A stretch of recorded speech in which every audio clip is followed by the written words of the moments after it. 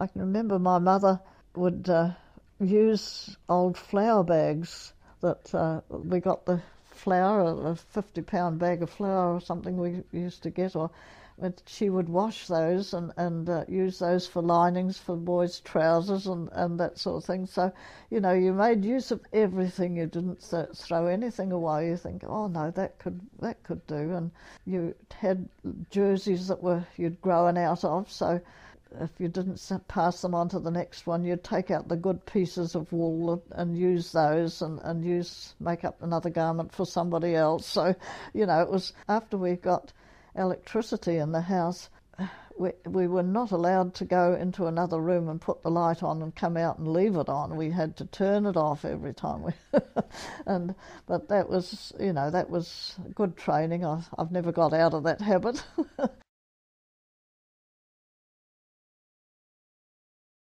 Were you ever mistreated by the Japanese guards?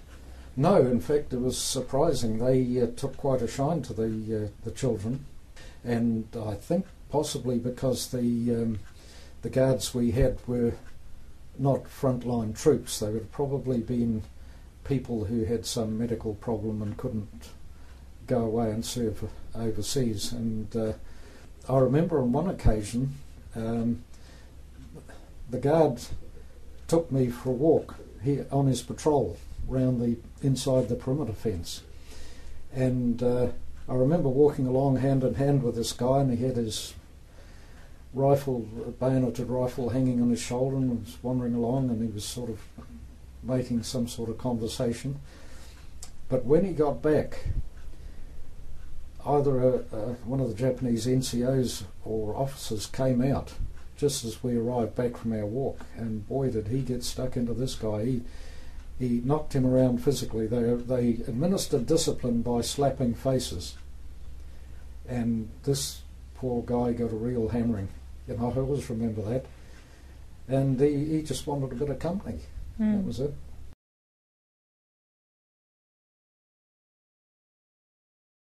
You were probably too young to remember the beginning of World War II.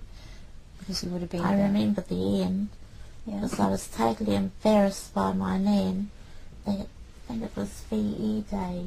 There was huge celebrations in the city, and she had knitted these socks, red, white, and blue. And I was so embarrassed. She wore these stockings, great big red, white, and blue stripes.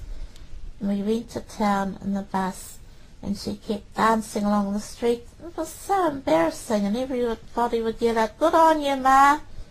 I was so embarrassed I skulked behind her and tried to slither into doorways and pretend I wasn't with her.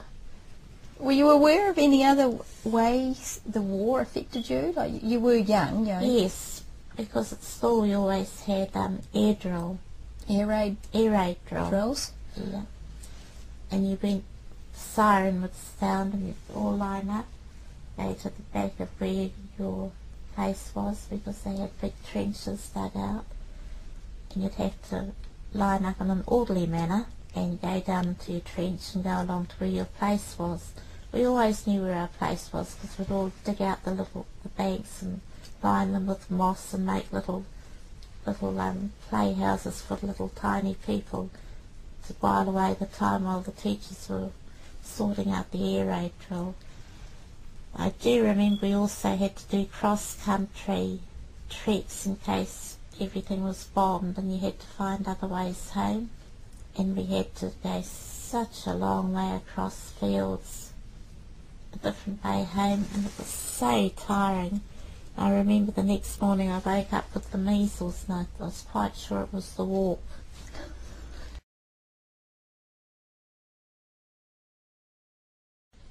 I've quite forgotten, it's come back to me. When I was 4 and a bit, my nan was always very careful that I wore a hat in the sun. She had a big thing about sunstroke, a very big thing about sunstroke. And she had to go out and leave me in the care of somebody else who didn't put my hat on. And yes, I got the sunstroke and was put into hospital, running a very high temperature. So I didn't want to be in hospital. And I thought, right, I'll get out of bed then I'll find out how to get back home. I got out of bed and collapsed in a heap on the floor, of course, because it was so high up. The nurses were very put out. They were all starchy. Everything was starched. What are you doing? I said, I want to go home. I said, oh, you can't. And put me back into bed. Stay out of the sun or you get struck at the back of your neck and you get polio. And when I was informed too, of course all the schools were closed because of the polio epidemic. It was a shocking thing. People spent their entire lives in iron lungs to help them breathe. And nowadays, of course, people say, oh, you don't need inoculations for this, that and the other. It's just stupid. But if you live through them, yes, you do. You know, I hear young mums say, oh, you don't need to inoculate your children. Oh, God, they haven't been through it themselves, so how would they know? Those things are quite shocking. And the polio, you'd get back to school and some of your classmates would be missing.